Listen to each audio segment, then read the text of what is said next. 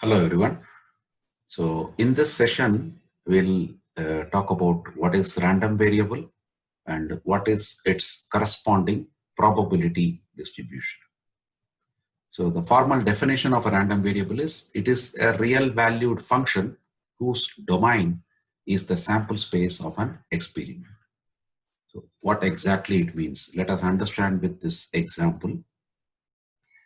We are considering tossing of two coins in succession or simultaneously. In both the cases, the sample space will be this: heads, heads, heads, tail, tail, heads, tail, tail. Now, if we consider capital X as number of heads obtained, then X is said to be a random variable. And for each outcome, you can define a value. How? If you take X of H, and then you defined X as the number of heads. So if I choose the first outcome, that is HH, how many heads are there? There are 2 heads. So I can say X of HH is taking a value 2. Similarly, X of the second outcome, that is HT, X of HT, you have only 1 head. So you wrote here 1.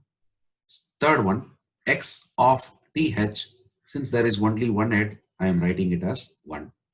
The last one, X of TT, since there are no heads, I'm writing the value as 0.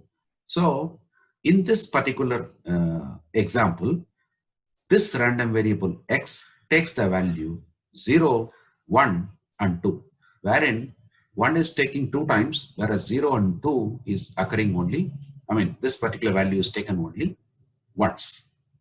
So that is the meaning of this, right?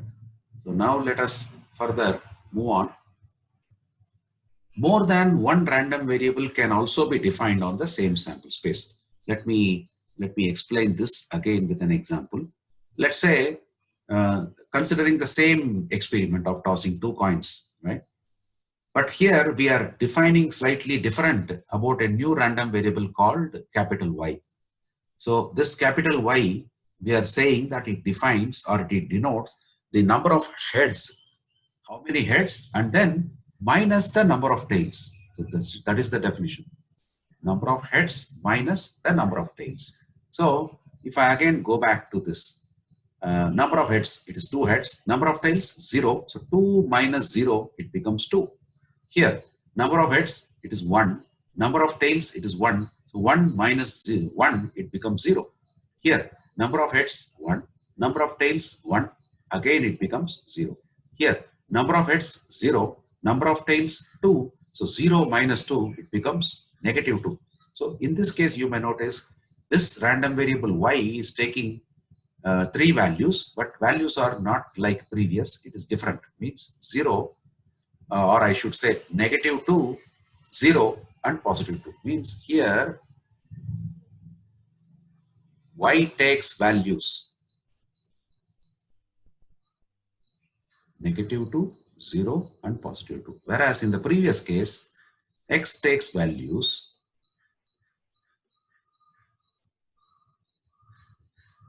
0, 1, and 2. Here I can also say what is the probability of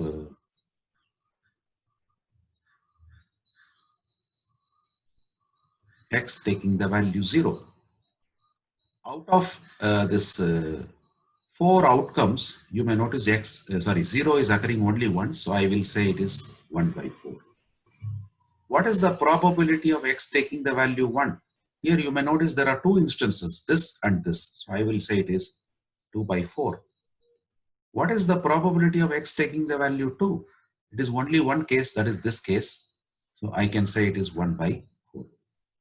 Again, we may note if I add these 3, it gives me a value 1. Same way, if I move on to the next one, here I can say in this instance, that is Y, right?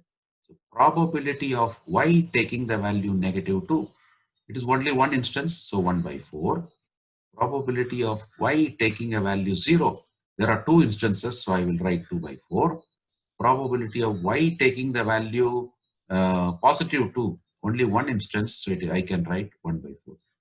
Here also it is 1. But we may note that X and Y or two different random variables which is defined on the same sample space, because the experiment is same, sample space is same. So what we are trying to tell is more than one random variable can be defined on the same sample space. That is what is the understanding in this particular aspect. Now, what do we mean by a probability distribution? So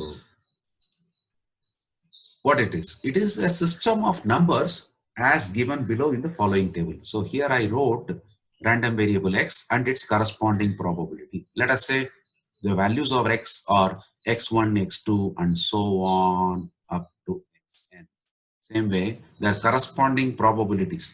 X1's probability is P1. Like in the previous example, this is, let us say, if this is x1, its probability is 1 by 4. If this is x2, its probability is 2 by 4.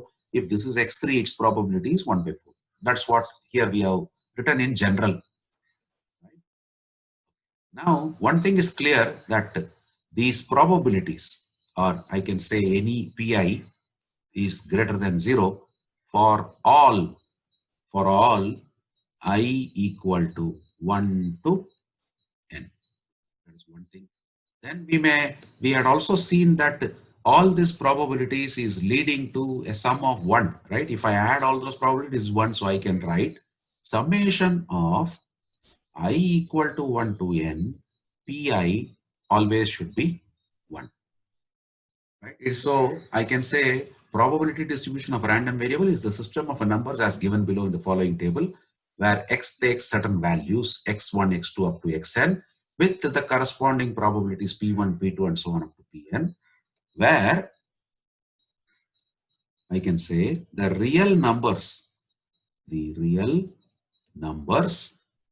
x1, x2, x3, and so on up to xn are the possible values of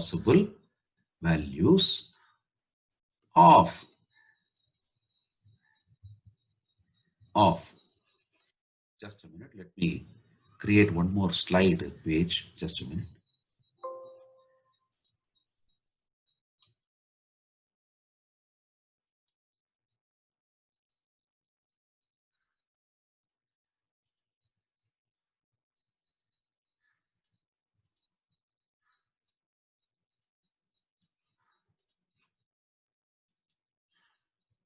Right. So here I will continue. The real numbers x1, x2, and so on up to xn are the possible values of the random variable, the random variable capital X. Okay.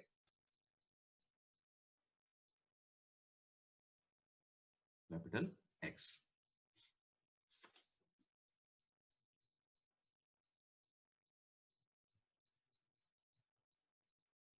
Further what?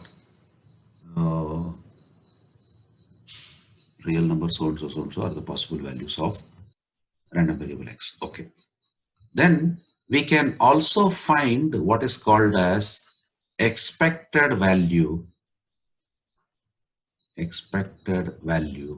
of the random variable capital X, generally denoted as E of X. And how it is defined? It is the summation of Xi into Pi, where I takes the value 1 to n. So expected value is also called as mathematical expectation. Mathematical expectation of the random variable capital X. So it is nothing but the average value. Right? That is one thing. And if I want to find a variance of this random variable,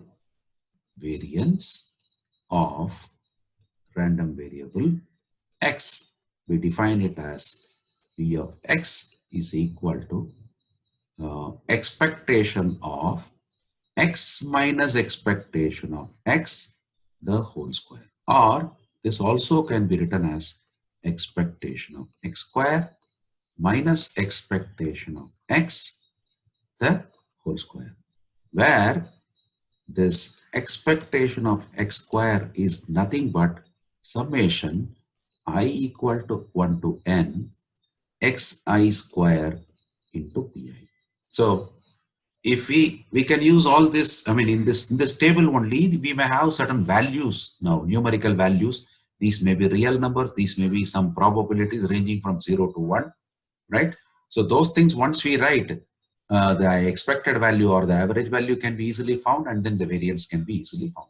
So naturally, what standard deviation of this random variable will be nothing but square root of this variance, right? So this is the brief of what do we mean by a random variable, and what do we mean by a probability distribution of a random variable, and how do we find the expected value of a random variable, and also its variance as well as standard deviation. We had seen theoretically.